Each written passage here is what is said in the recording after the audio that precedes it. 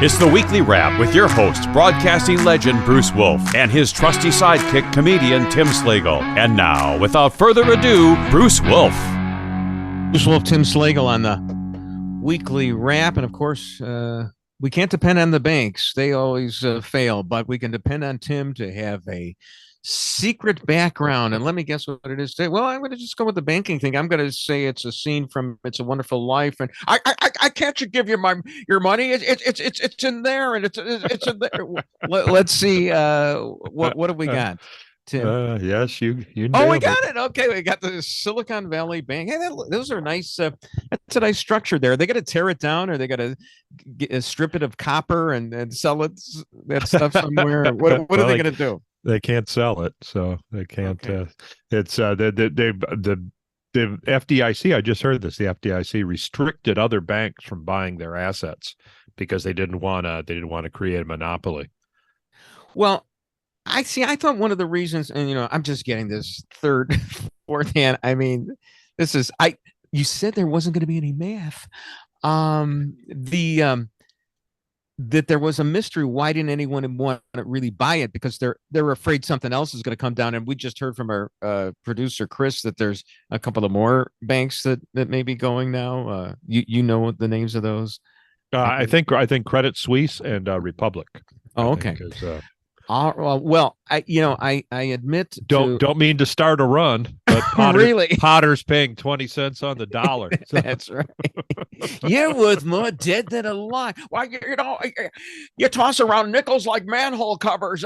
Oh wait, I'm talking about George Hallis. So, quite frankly, I still have a hard time distinguishing between SVB and SBF, Samuel Bankman-Fried, and actually there's some similarities going on with both of those. We were warned apparently that this was going to happen, but yet there is, and the Biden administration, they're kind of treating this the way they have treated the Russian drone. Just don't look at it. Let's. No. This isn't no reason to panic. You mean the Chinese balloon? Don't look up. Don't look up at that. Putin ordered the drone. That's it's unmanned. It's not a war. No need to look. I get a kick out of that they dumped the fuel on it. That's so Russian. Because you call us gas station. You call us international gas station, we'll dump fuel on you right now. Yeah, okay. It was the closest they could come to urinating on it. So Russian. I love the way they haze us. It's great. So, but anyway, getting back to the bank just for a second here. The Biden administration said, well, this is coming out of fees that the banks pay. So it's really not going to fall on the taxpayer. But you know that it always falls on the taxpayer somehow, right? Doesn't it? Well, yeah. I mean, it's there's no lockbox. There's no FDIC lockbox. it's like Social Security. It's like, oh no, this is paid out of the money you paid in. No, it's not. That money's gone. That's not back there, Joe. Yeah. It's in Joe's house. Well, what I love about this is that, so you get Elizabeth Warren, blaming the banks and everything. The problem is there's this guy named Barney Frank. You recall Barney Frank? If you don't recall him, you probably remember his suite mate who was involved in some alleged prostitution ring. Do you remember back then? And but anyway, Barney Frank was voted the most likely to be used for a Looney Tunes character. Yeah, all right, I get that. Well, he had a funny voice. Yeah, here's the thing about Barney. So he was on the signature board, and he said that there was nothing wrong with regulations. He doesn't think that had any effect. I mean, this is the guy who's the king of regulations, and he's saying, no problem. Now that he was a member of the signature board, he lost that job, and he was asked why he actually took that job in the first place, and he invoked Andrew Dice Clay when Andrew Dice Clay was doing the poem Little Boy Blue. He did it for the money, so that's why he did it. It's amazing what happens when you cross over to the dark side like Barney Frank did. But so now I'm getting a little worried that what's going to be next, because I have only so many mattresses and to stuff my gold in. Now it's interesting. It'll be the new Mike Lindell product, is the My Pillow case. There we go. Lindell's got to come back somehow, because supposedly, I just read this article today, he's like $100 million in debt from legal fees over this Dominion case, something like that. And his new pillow actually, he said they finally found the technology that it stays cool.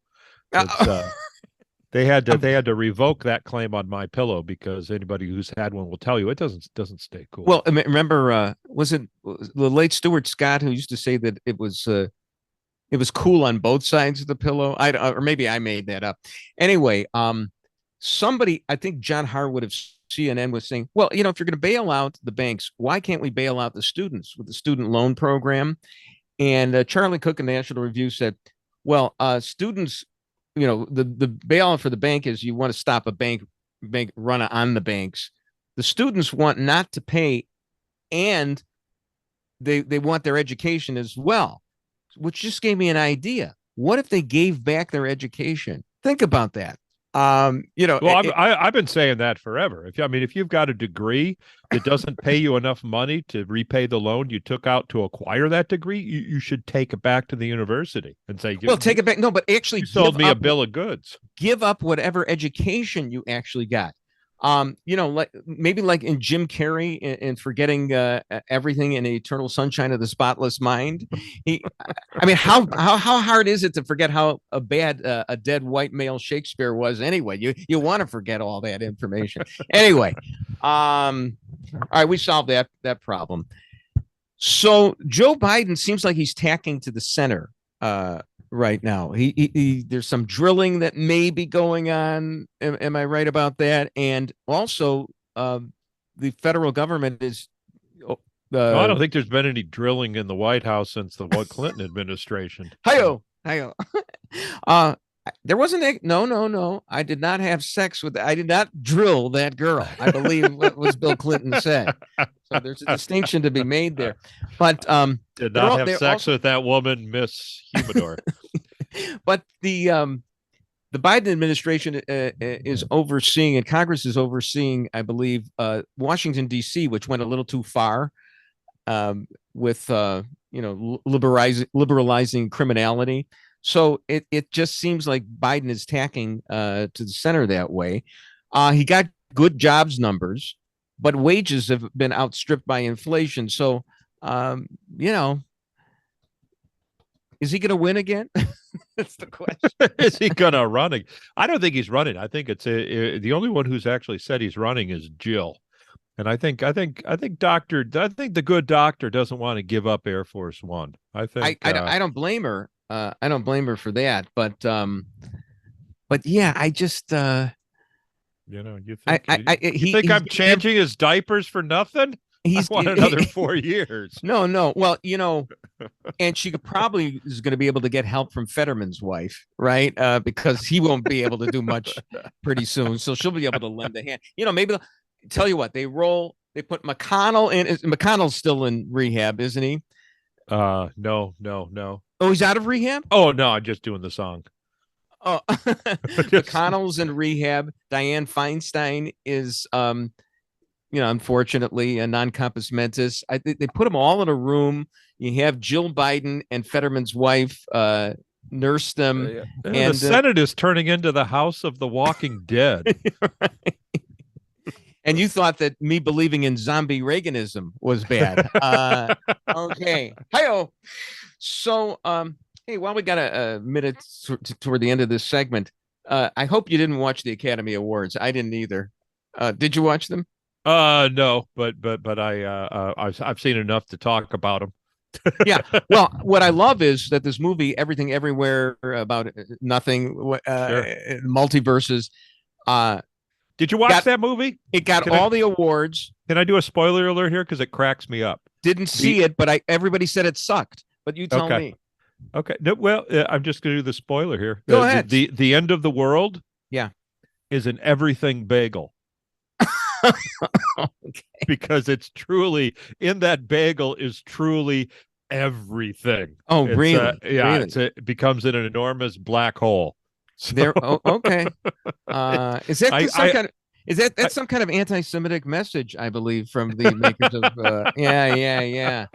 But no, I didn't see the movie, but it's like I didn't miss anything. Although I missed a lot of things because apparently it's so complicated that even sophisticated people can't even follow it. Well, yeah, you can watch it and not watch it at the same time. It's a Schrodinger. It's everything everywhere in Schrodinger's cat's box. Okay. You know, they were so adamant about having diversity in this this year's Oscars that I wonder if they know those rumors about Jamie Lee Curtis aren't true. Well, it's interesting because there's a video on Twitter.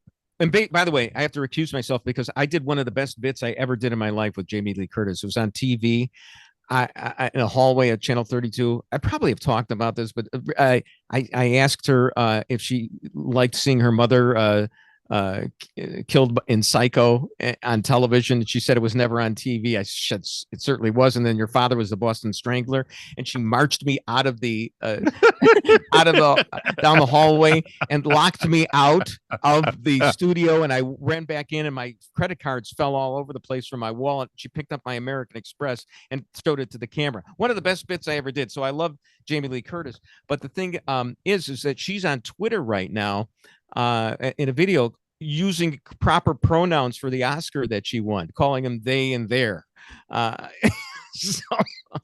So what happened? But which category do you, if you're an actor, and you're non-binary, which category nominates you? So, but Jamie, what you're trying to say is Jamie is possibly both him and her, right? That's what the rumor was, that they. I don't know. I was like within a foot of her, and I felt love for her, but I didn't feel anything physical. And she, that's why her parents picked the name Jamie, because they weren't sure whether they were going to stitch her up or cut her off. Really, I don't want to, not going to cast any aspersions here. All I did was when I talked to her, I said, "Did we go to high school together?" Because she just looks like every other Jewish girl that I went to school with.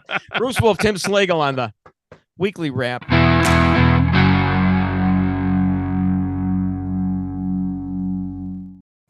Ron was a disciple of Paul Ryan, who is a rhino loser who currently is destroying Fox and would constantly vote against entitlements. He would just vote against, remember that, the wheelchair over the cliffs, the Democrats used it. The wheelchair over the cliff commercial, very effective. That was about him.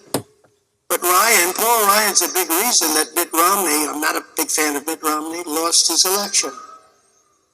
And to be honest with you, Ron reminds me a lot of Mitt Romney. So I don't think you're going to be doing so well here, but we're going to find out. But those are the facts. Bruce Wolf, Tim Slagle on the Weekly Wrap. So, Trump apparently DeSantis put a dog on the top of his car too. Right, very mid. Well, has he made a joke about the 47%? Not the joke, even about the 47%. I don't know. It's interesting the nickname that Trump has for DeSantis. He calls him DeSanctimonious, which and also meatball Ron too, right? Okay, well that's all right. That I understand, but sanctimonious means what, like moral superiority, and that's. I mean, I understand that just about everyone is morally superior to Trump, so we almost appear sanctimonious to Trump. But that he's upset with DeSantis because DeSantis wasn't grateful to him for, he believes he paved the way. You didn't build that, Ron. So that's, but it doesn't even matter if it fits, right? It's Trump. He can make words mean whatever he wants. It's interesting. Have you heard this joke that Biden was on the Daily Show? I guess Cal Penn is now hosting it, or substitute hosting, or whatever. I don't know. Yeah, they're trying to find a host, bring the ratings out of the toilet. Yeah. So he tells the story. Biden tells the story of when he was a kid and he was with his father, and they saw two men kissing or embracing, and his father said, "Love is love." And everybody's talking about this as if this is a new thing. I remember him saying it in the debate. So if Biden is a liar, I mean, at least he's a consistent one. He told that story in one of the debates with Trump. And if Trump, Trump, always think that he's supposedly, the funny candidate, the witty candidate, comes up with names like Meatball or Little Marco, which is hysterical. If Trump had the opportunity when Biden told that story during the debate, just to turn to him and say, "You're effing kidding me, Joe." I mean, that's all he had to do. Everybody would have laughed at him. There's no way that happened in 1960. No, he told the same story in yeah. Oh, okay. So he absolutely told that in the debate, and and it just goes right by. Nobody says it, boo about it. Nobody challenges it. You can understand Cal Penn, not Cal Penn. It sounds like a penitentiary in San Luis Obispo, right? Well, he was one of the doctors. He was one of the residents on House. Oh, I remember him very well. Oh, yeah. Okay. And then wasn't he in Harold? He left. He was Harold and Kumar too. Harold and Kumar. Yeah. Which probably he would reject now. If Harold and Kumar came out today, he would say that it's insulting, politically incorrect. Yeah.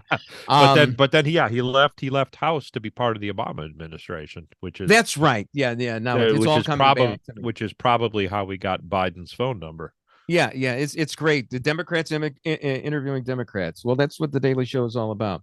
Actually, and if the Daily Show was actually funny, Cal Penn would have said to Biden, "It's like, can I go into a Dunkin' Donuts?"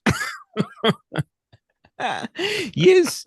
So, Rich Lowry in National Review writes about how the Trump can't stand that DeSantis has this best-selling book. It's called "The Courage to Be Free." And Trump is saying you shouldn't be fooled by the reports of its success. Political groups have been buying it up. It was discounted 30% of the first day. And just wait till his own volume comes out. It's called Letters to Trump, and has a much different pricing, and is a coffee table book. And I'm thinking, why would anybody, tout the fact that they got a coffee table book? Because coffee table books are ones that nobody reads. But that should suit Trump and his public perfectly. But I'm not going to read his book or DeSantis's book. DeSantis can speak with forked tongue too, as we found out with the his response to Tucker Carlson's query on everyone's positions on Ukraine. Excuse me, and DeSantis basically came up with a position that's a NatCon position, saying it's a territorial dispute. It was definitely one to please Tucker's audience. It's not, just to put it in a little historical perspective, DeSantis called Obama a wuss, and that's the exact words, by the way, in 2015 for not arming the Ukrainians, and said we should stand our ground. Now he's kind of, gone over to the NatCon side. Well, the thing is, and I just got in an argument just the other day about this. It's that would have been the time to do it. That would have been, if you move towards Crimea, it's we're gonna rain down nuclear hell on you, and that would have been the time to do it. But now that they're in Crimea, it's like, well, okay, how much do you want? Okay, so and I know less about this than I know about the Silicon Valley Bank. I mean, I know more about everything everywhere all at once, which I didn't see, than I know about any of the topics that we're talking about here. But from what I've gleaned from the third-hand experts, so the Russians have lost approximately 200,000 soldiers, but the Ukrainians have lost 120,000, and the Russians have triple the population or whatever to draw from. And the Ukrainians apparently are starting this winter offensive, even though to me it's spring's just around the corner. Don't they have the same seasons that we do? They're not in Australia, but whatever. Sure.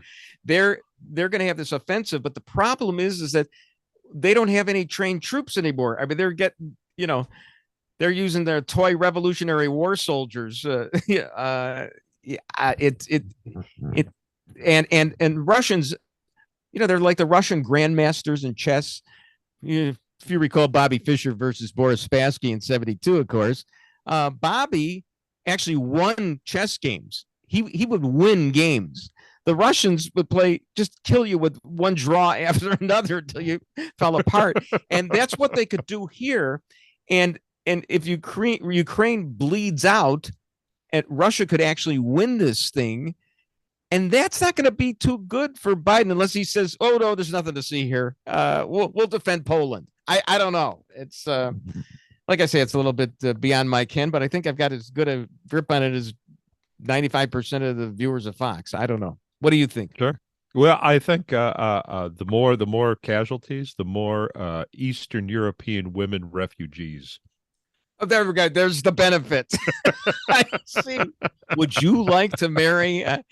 Hey, my wife and daughter watch 90 Day Fiance. They are all from Eastern Europe.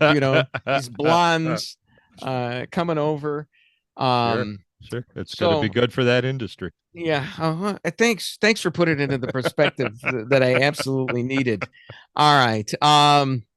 Let's go. All right. The next topic I had written down was why does Tucker Carlson still exist? There was actually a poll that just came out today that showed that, and I couldn't understand this poll.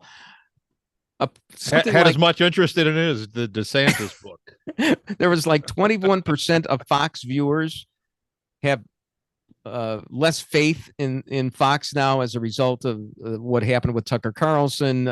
The Dominion suit, all the text that came out that showed that the Fox hosts didn't even believe what they were saying.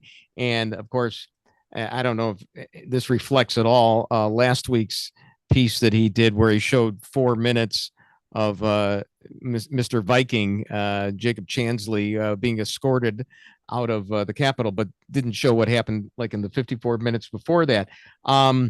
So there is one of the problems is a lot of this was a poll of Fox viewers. Fox viewers watch Fox, which didn't report on what happened with Fox and Dominion. They're not talking about it. So it's interesting that some of the faith has been shaken, but I think Fox will get out of this just fine.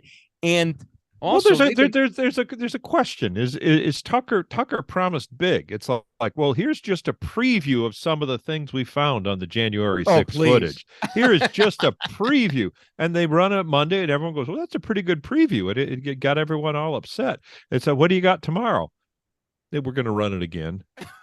Well, okay, Wednesday for sure, then, right? No, we've run it 3 times. Yeah.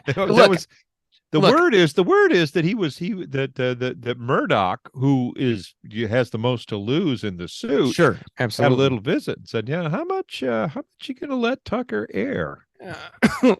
Well, I mean, but none of it vindicates the protesters, insurrectionists, rioters, whatever you want to call them. I mean, if he had the goods, he would show that. It vindicates the shaman. I mean, it does not vindicate the shaman at all. Really? Not at all. Really? No, this is when he was escorted around the Capitol. Okay, so here's the problem. And you know what? One of the problems is that even the people who have written against it, they use abstractions. Like I was reading the Morning Dispatch, or the Dispatch, Jonah Goldberg's publication, and they use words like, "Oh, they didn't show the cops de-escalating things." That's an abstraction. The Tucker used selective footage. That's an abstraction as well. What you got to do is you got to lay it out. If you want to show the case against the shaman, you got to lay it out. You got to show him first breaching the bike rack, okay, which is a crime right there. That it's not much of a barrier, but it is a crime right there. He's the guy in the Viking helmet, okay, as everybody knows.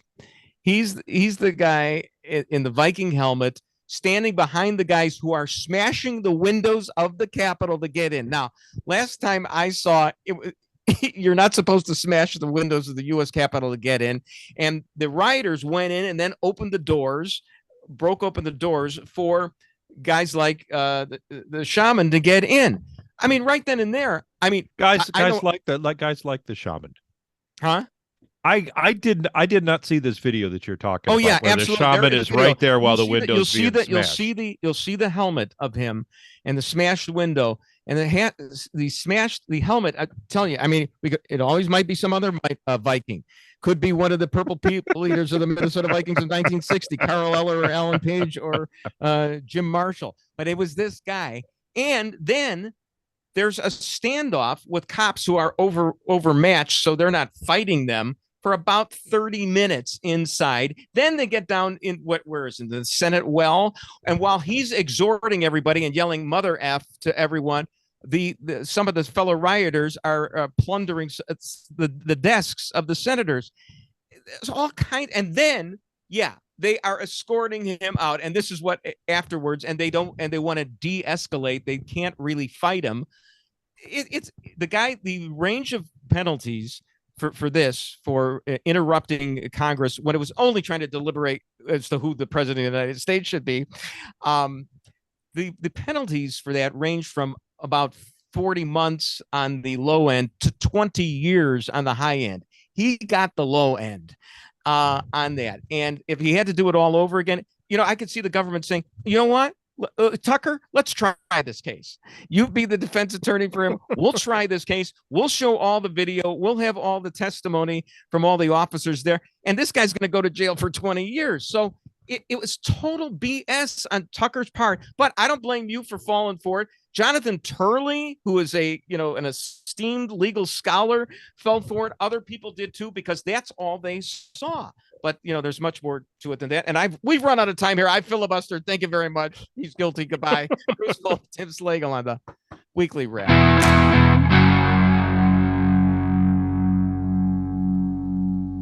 The department has concluded that there is reasonable cause to believe the Louisville Metro and LMPD engaged in a pattern of practice of conduct that violates the First and Fourth Amendments of the Constitution. There is also reasonable cause to believe that they engage in conduct that violates Title VI of the Civil Rights Act of 1964, the Safe Streets Act, and the Americans with Disabilities Act, assaulted people with disabilities, and called black people monkeys, animal, and boy.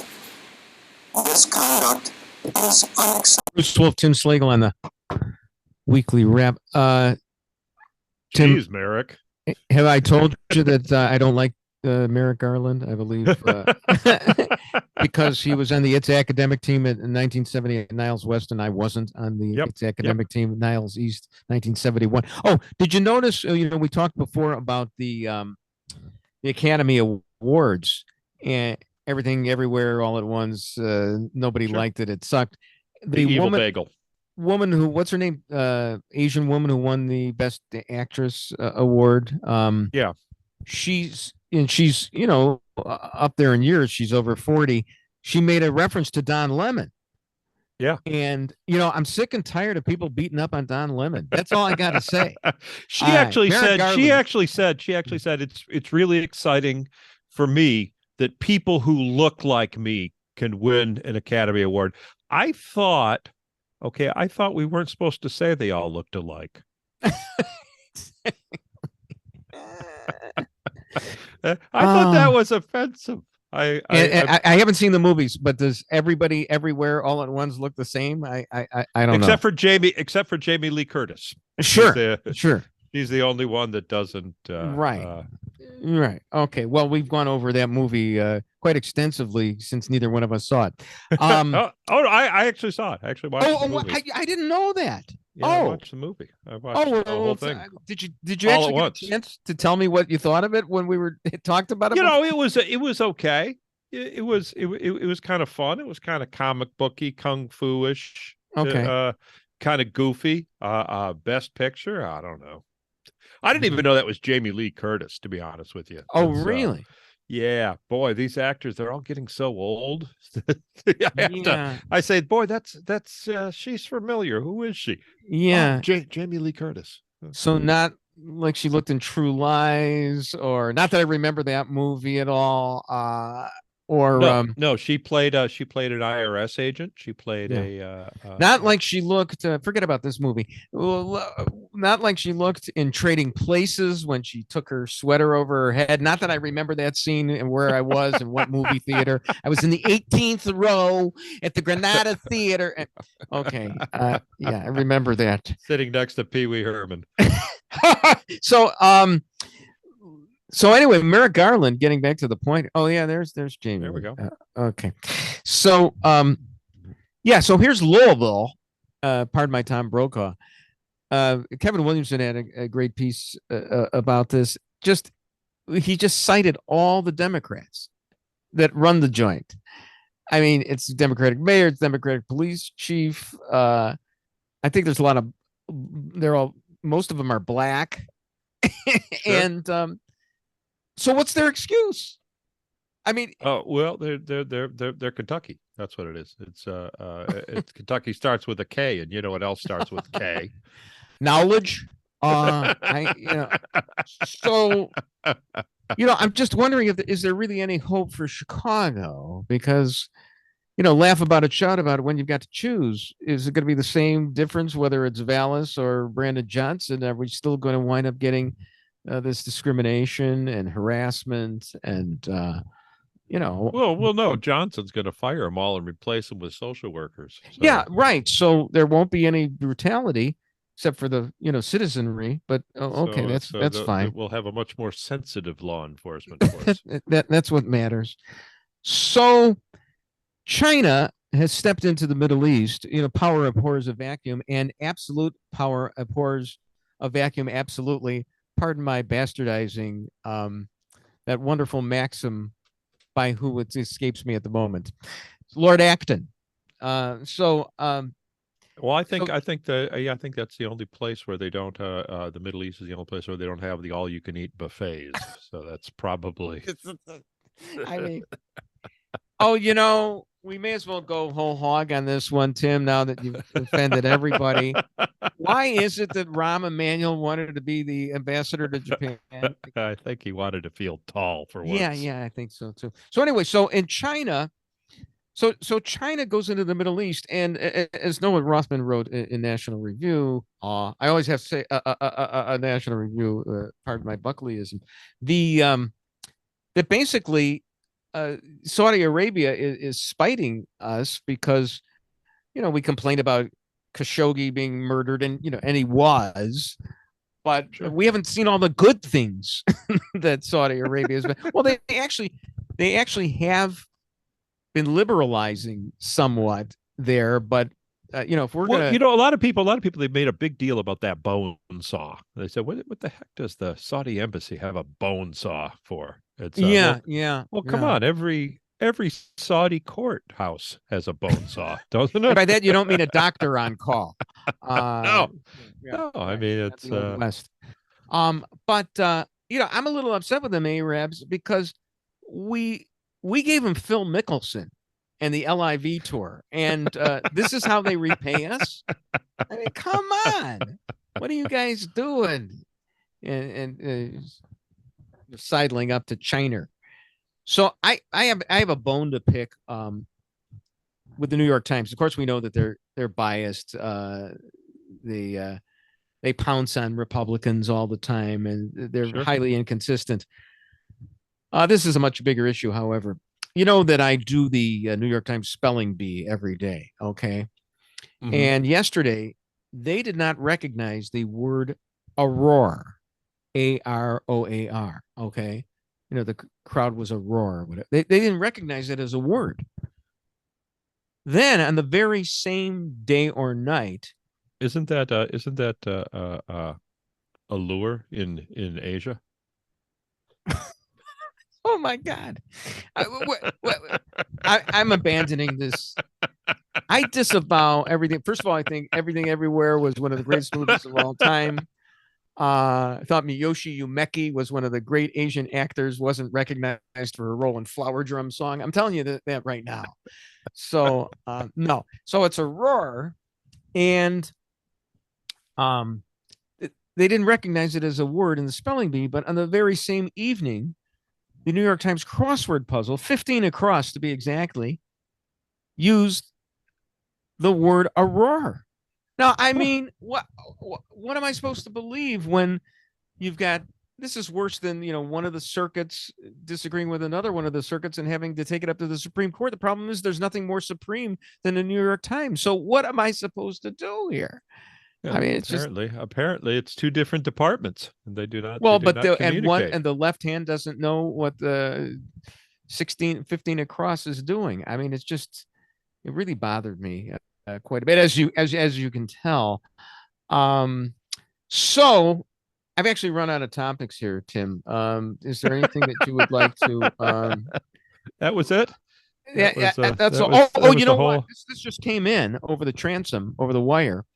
Um, the House Oversight Committee, actually, you told me this during the break. The House Oversight Committee has found that the Biden family got $1 million or more from the Chinese, as we were just talking about. And who were those Biden family members who got it? Apparently Hunter, James, and an unnamed Biden. And did it say like the big guy after that? It just said unnamed and unnamed Biden. Yeah, and like unnamed guy A, like they used for the Blagojevich indictment or whatever. Yeah, well, that's interesting. So, I mean, I don't know how to read this stuff. I need to listen to all these podcasts before I actually go on an opine myself. And this is direct news here. So can you tell me, what do you think it means?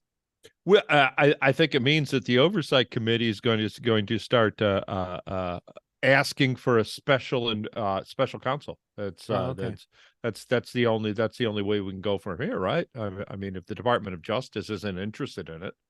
No, all right. And will this drag on? And ultimately, somehow it won't affect Biden whatsoever, whom you think is not going to even run for re-election. But I think he's sitting pretty right now. so there you go. So Chris is telling us that we should talk about the drone being shot down. We did talk about it in the first segment, but the dumping of the fuel, which to me just seemed like a real Russian thing to do. It's right. Putin, they wrote their name on the drone. Yeah, right. But Putin apparently is taking the credit for it directly, and now they're trying to search for it in the Dark Wine Sea. And we'll have a difficult time finding it. But as I believe Matt Continenti said on the commentary podcast, when I think the Iranians did this to us, they shot down a drone, if I'm not mistaken, and Trump didn't do anything about it, and then that emboldened the Iranians to hit our personnel, and then we took out some terrorists after that. So you can probably,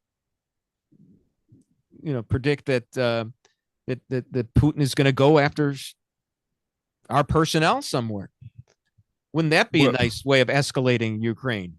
Well, maybe the military advisors that aren't in Ukraine, they might go after. Yeah, no, right. I mean, yeah, some station somewhere else, but go after us somehow.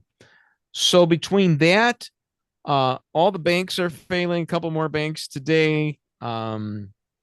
It's I don't know if we'll be back next week. Let's tell you the truth. It's been a pleasure. Yeah, we might be broadcasting from a line to get our money out of the bank.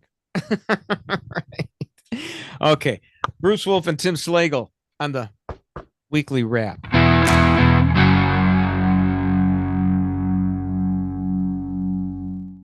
Newark is admitting it got scammed. It was about to become a sister city with a Hindu nation, but there's one problem. That nation doesn't even exist. As CBS 2's Ali Bauman reports, the city found out about the fraud only after an official ceremony. What started off as a seemingly well-intentioned partnership has turned into a giant embarrassment for the city of Newark. Bruce Wolf, Tim Slagle is not here right now. Is at the Joey Bishop show, I believe, I think, or substituting for Regis Philbin on the Weekly Wrap. And so the city of Newark, New Jersey admits it got scammed into becoming sister cities with a fake nation. Is that right? And the nation is called Khaleesi. Isn't that the name of like the blonde bombshell in embarrassment for the city of Newark? In that dragon show that I Game of Thrones that I watched for about 7 seasons. I mean, it's not as good as Manti Teo getting catfished into believing that his imaginary girlfriend was dead, but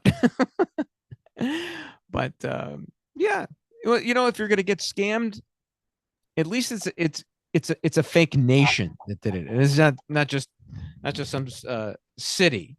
It's an actual entire fake nation. Oh, did you see the report though that they have scammed over 30 cities with this? Or I mean, that's beautiful. I mean, Borat is envious, because Johnny B is envious because it's great when you could do that.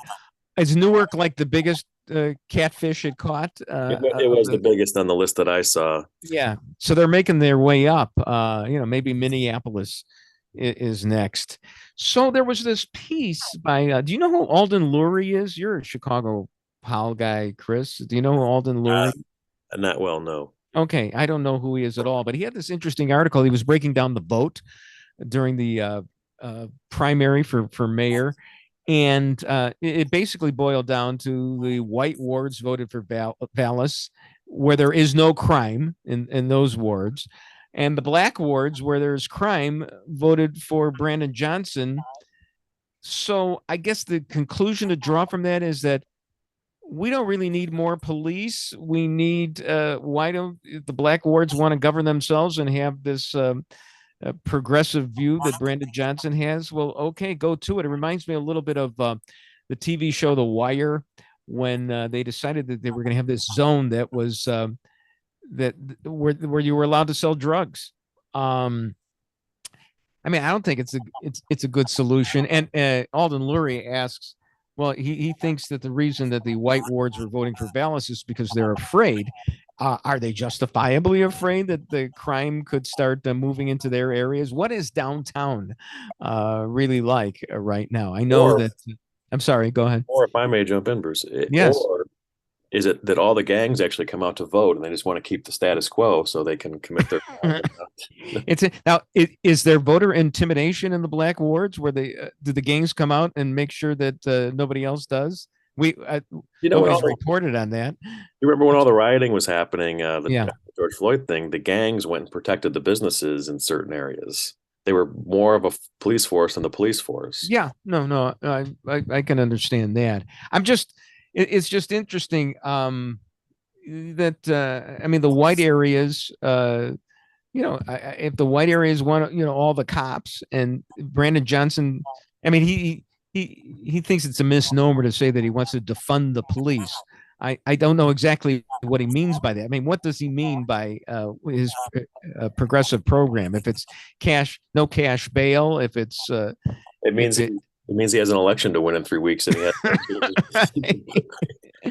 Yeah, how's that going so far? The last poll I saw, it was very close between the two of them. Is that the way it is right now? The last poll I saw, Vallis was up by 10, but there was still like 25% undecided. So okay. Oh, right. Okay, so it's still shows how much. See, I don't think I have standing to talk about this because I haven't lived actually in the city proper since 1958. Although I was born in the city, so I don't know if that gives you a life estate in Chicago politics. But I just thought that was interesting that Alden Lurie, his bent was, hey, let us have Brandon Johnson. You white voters in the white wards. What are you worried about? You don't have the crime anyway. Oh, look who joined us right now. It's Tim Slagle. Well, okay. I had told everybody, now I'm going to get caught, that you were on the Joey Bishop show. I think you were substituting for Regis Philbin. Yeah, I found a time machine. So you didn't miss much.